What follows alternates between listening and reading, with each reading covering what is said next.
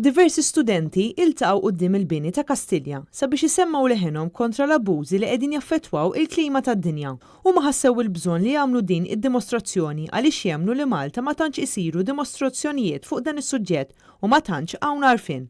Greta Thunberg, l-attivista adolescenti Svediża li saret magħrufa fuq livell internazzjonali, ftit tal-ġimgħat ilu infurmat il-mexxejja tad-dinja li huma naqsu milli jieħdu azzjoni biex jikkontrollaw il-bidliet fil-klima.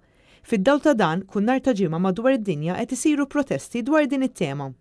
Tkellimna ma' waħda minn dawn l-istudenti li spjegatilna lan wara din id-dimostrazzjoni. Ġejna mhux bħala għaqda partikolari ġa studenti u nħossu li għandna nagħmlu xi demonstrazzjoni tal-climate change din hija ixu kbira u naraw ħafna fuq social media u affarijiet hekk ma Malta ma tantx tara dawn l-affarijiet. Allura ridna niġu peaceful ħafna, mhux ħanamlu protesta, ġast nuru li aħna we're very conscious of what's happening and we wanted to make a demonstration. Preżenti kien hemm ukoll grupp ta' studenti li attendu l-iskola San Antonio. I felt the need to spread awareness about our climate and how it's changing because I see it around the world and people are going out on Fridays to protest and Malta is doing nothing about this and most students are just staying at school.